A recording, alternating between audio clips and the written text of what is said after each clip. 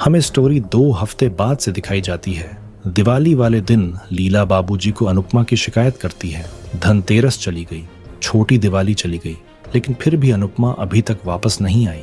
लीला राही की भी शिकायत करती है। उसकी तो ससुराल में पहली दिवाली है, कम से कम उसे तो आ जाना चाहिए था। लीला अपना गुस्सा डांस रानी टीम पर भी जाहिर करती है। बाबूजी बोलते हैं इस डांस रानी की वजह से इस दिवाली की साफ सफाई हुई है। लीला कहती है इन लोगों ने कोई एहसान नहीं किया, जहां रहते हैं वहां काम करना ही पड़ता है। लेकिन बाबूजी सवाल उठाते हैं अगर ऐसा है तो फिर तुम भी रिश्तेदारी में जाओगी तो काम करना पड़ेगा। ये बात सुनकर लीला का मुंह बंद हो जाता है। इसी बीच बाबूजी रंगोली देखकर उसकी तारीफ करते हैं। तभी जसप्रीत देखती है कि लीला का मुंह उतरा हुआ होता है, जिसके बाद सरिता और जसप्रीत मिलकर लीला की टांग खिंचाई करते हैं।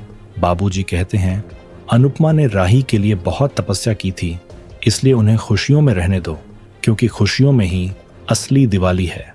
लेकिन पाखी अनुपमा और राही के खिलाफ बातें करती है तो जसप्रीत उसका मुंह बंद करा देती है। लीला सभी से पूछती है किसी की अंश से बात हुई, वो दिवाली कहाँ मना रहा है, कोठारियों के घर या हमारे घर। बाबूजी बोलते हैं दिवाली में बारूद के पटाखे पॉल्यूशन की वजह से और गुस्से के पटाखे खुशियों की वजह से नहीं फोड़ने चाहिए। इसी बीच वहां अनुपमा एक जोरदार एंट्री लेती है।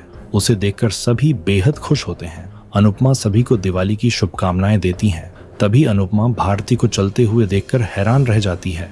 अनुपमा खुशी से भारती को गले से लगा लेती है। भारती अनुपमा और डांस रानी का दिल से शुक्रिया अदा करती है। दूसरी ओर पराग राही को देखकर खुश होता है। ख्याति भी उसे गले लगाती है। प्रेम भी राही से मिलता है। मोटीबा बोलती है हमें तो लगा था राही अब उत्तरायण पर पतंग उड़ाने ही आएगी। पराग कहता है राही आ गई है तो अब आप नाराज क्यों हैं? इसी बीच राही अंश और प्रार्थना को कोठारी हाउस में देखकर चौंक जाती है। प्रेम पराग से कहता है राही को सच पता नहीं है, पता नहीं उसका क्या रिएक्शन होगा। दूसरी तरफ गौतम एक्सरसाइज कर रहा होता है। इसी बीच माही उसे देखकर खो जाती है। माही गौतम से पूछती है क्या आपको कुछ चाहिए? गौतम मुस्कुराते हुए माही की तारीफ करता है और उसके दिल में अपनी जगह बनाने की कोशिश करता है। माही के चेहरे से साफ समझ आता है वो गौतम के लिए कुछ फील करने लगी है। गौतम के जाने के बाद माही उसकी झूठी बोतल से प्रोटीन शेक पीती है। दूसरी ओर अनुपमा ईशानी को देखकर सवाल करती है। ईशानी मुस्कुराकर बोलती है दिवाली की छुट्टियां चल रही हैं, लेकिन अनुपमा के मन में शक गहराने लगता है। ईशानी चली जाती है। दूसरी तरफ राही अंश से सवाल करती है वो कोठारी हाउस में क्यों रह रहा है? प्रेम अंश की तारीफ करने लगता है, वो बिजनेस में मदद कर रहा है। तभी राही गौतम को आते हुए देखती है। गौतम को देखकर राही चौंक जाती है और गुस्से में बोलती है तुम यहाँ क्या कर रहे हो? तुम्हारी यहाँ आने की हिम्मत कैसे हुई?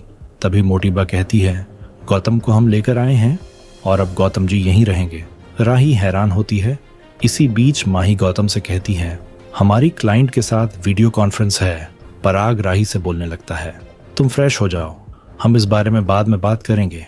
दूसरी ओर तोशु कहता है भगवान की कृपा से हमारे समर की आत्मा को शांति मिल गई। बाबूजी अनुपमा की तारीफ करते हैं।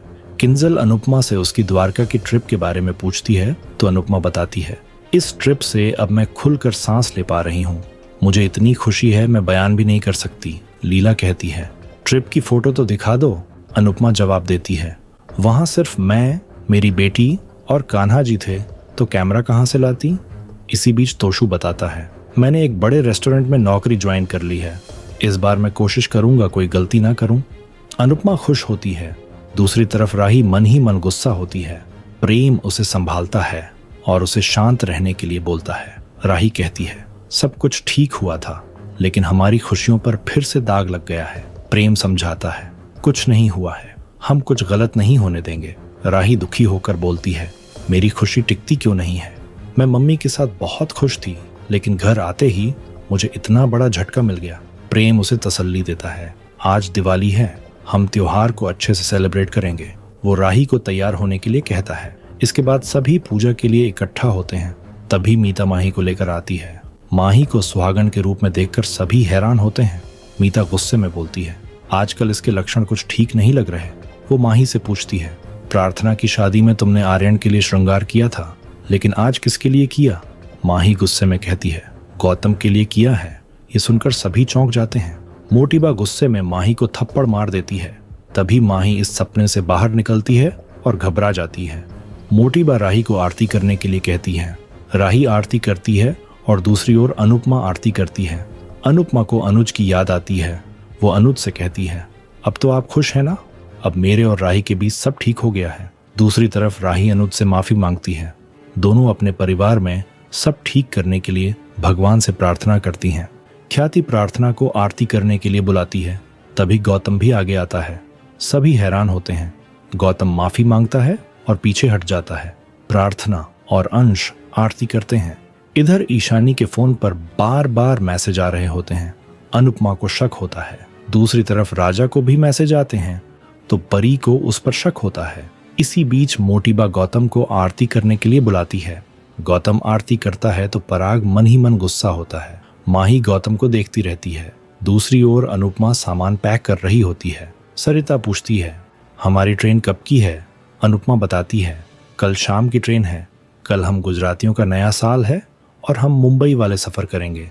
इसी बीच लीला अनुपमा से पूछती है, तुम क्यों जा रही हो? जसप्रीत कहती है, अनुपमा को हमारे साथ रहना है। सरिता बोलती है, अनुपमा हमारे साथ आई थी तो हमारे साथ ही जाएगी। भारती बताती है, हमें इंटरनेशनल डांस कंपटीशन की तैयारी भी करनी है।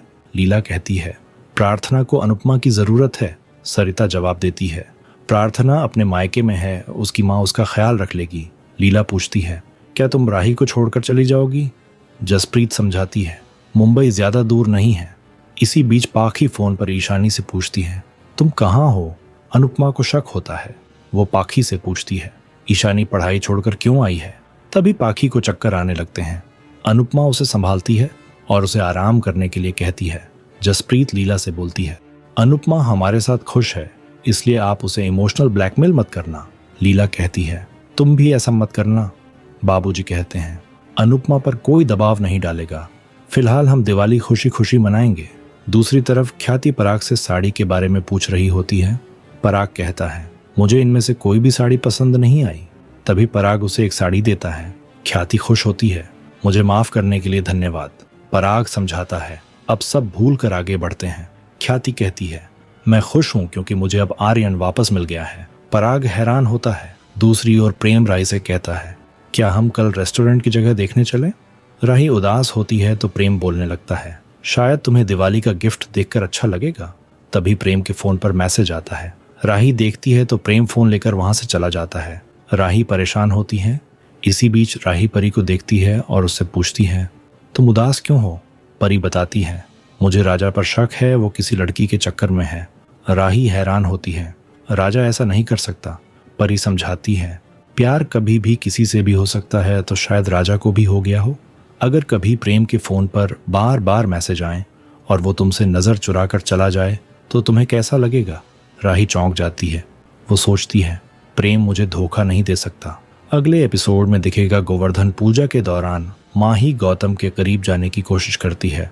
मोटीबा अनुपमा से कहती है, आप बिना डरे मुंबई जाइए, यहाँ की चिंता मत कीजिए। अनुपमा बोलती है, बच्चों को जब माँ की जरूरत पड़ेगी तब माँ को आना ही पड़ेगा। इसके बाद अनुपमा माही और गौतम को साथ में देखती है तो हैरान होती है। प्रार्थना बताती है, माही गौतम के जाल में फंस चुकी है, अब आप ही उसे बचा सकती हैं। अनुपमा परेशान हो जाती है। आपको क्या लगता है, क्या गौतम और माही की लव स्टोरी आगे बढ़ पाएगी? कमेंट करके जरूर बताएं।